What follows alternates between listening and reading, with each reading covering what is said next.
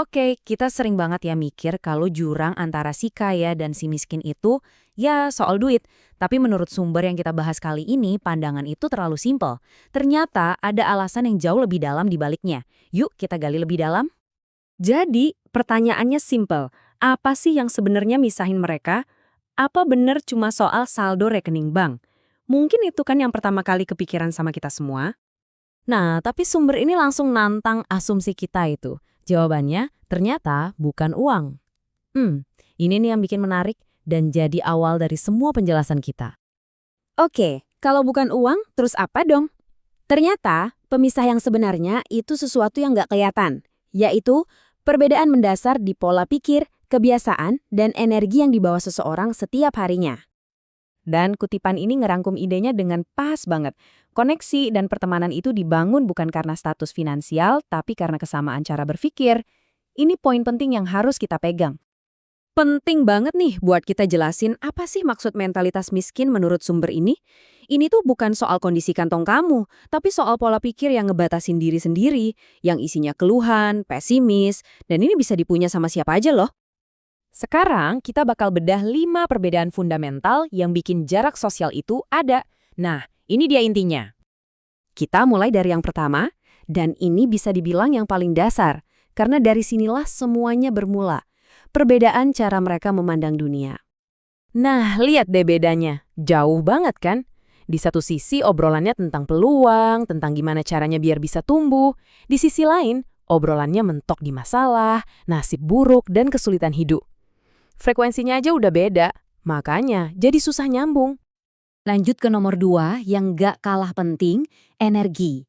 Dan ini bukan energi fisik ya, tapi lebih ke energi mental dan emosional yang kita bawa dan kita terima dari lingkungan sekitar. Jadi menurut sumber ini, energi itu dianggap aset yang berharga banget. Mereka sadar betul dan sengaja menghindari orang-orang atau lingkungan yang isinya cuma ngeluh, iri, tanpa ada solusi. Ini bukan soal sombong loh ya, tapi lebih ke gimana caranya jaga produktivitas mental mereka. Kutipan ini makin memperjelas poin tadi. Memilih teman atau lingkungan itu seringkali jadi strategi buat jaga energi biar tetap positif dan fokus buat berkembang. Lingkungan yang pas itu jadi pendorong, bukan malah nahan-nahan kita. Nah, obrolan soal energi tadi nyambung banget ke poin ketiga, memilih lingkungan secara sadar. Kalau energi sepenting itu, berarti lingkungan tempat kita bergaul jadi krusial banget kan? Jadi poin utamanya gini, mereka sadar banget kalau orang-orang di sekitar kita itu ngebentuk cara kita mikir. Makanya mereka sengaja cari teman yang bisa kasih inspirasi, yang bisa nantang mereka jadi lebih baik. Mereka tuh beneran takut kalau lingkungan yang gitu-gitu aja bisa narik mereka ke bawah. Oke, sekarang nomor 4. Ini beralih dari siapa teman kita ke apa yang kita lakukan. Yaitu fokus ke aksi, bukan cuma alasan. Di sini kelihatan jelas banget bedanya. Sebenarnya kan semua orang punya masalah, tapi yang membedakan adalah reaksinya.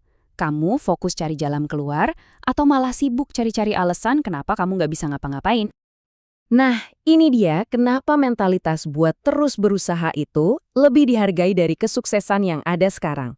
Seseorang yang mungkin secara finansial masih berjuang tapi terus cari cara, itu bakal lebih dihormati daripada orang yang cuma pasrah dan nunggu nasib berubah sendiri. Dan yang terakhir, nomor 5, ini menyentuh hal yang paling dasar dari sebuah hubungan, pondasi pertemanan yang sejati. Ini nunjukin kalau hubungan yang beneran tulus itu nggak mandang status sosial. Pertemanan itu dibangun di atas nilai-nilai yang sama, kayak integritas, semangat belajar, punya visi, mau kerja keras, dan punya energi positif. Nah, nilai-nilai inilah yang jadi lem perekatnya. Oke, dan ini poin klarifikasi yang paling penting dari semuanya. Jarak yang tercipta itu bukan karena status finansial seseorang, sama sekali bukan. Tapi karena penolakan terhadap pola pikir yang isinya cuma keluhan, iri hati, dan pasrah sama keadaan. Jadi, apa nih kesimpulannya dari semua ini? Pesan utamanya tuh sebenarnya jelas dan kuat banget. Intinya gini, kalau kamu mau masuk ke lingkaran pergaulan yang baru atau mau lebih maju, menurut sumber ini, hal pertama yang harus dibenahi itu bukan isi dompet, tapi cara berpikir. Ini kalimat penutup yang kuat banget ya. Pada akhirnya, yang benar-benar membedakan kita di dunia ini bukanlah apa yang kita punya, tapi kualitas pikiran kita dan apa yang kita lakukan setiap hari. Dan sebagai penutup, saya mau kasih satu pertanyaan buat kamu renungin. Berdasarkan semua yang udah kita bahas, coba deh pikirin, lingkungan seperti apa sih yang sekarang lagi kamu bangun, atau pilih untuk mendukung pertumbuhan dirimu sendiri. Coba deh pikirin.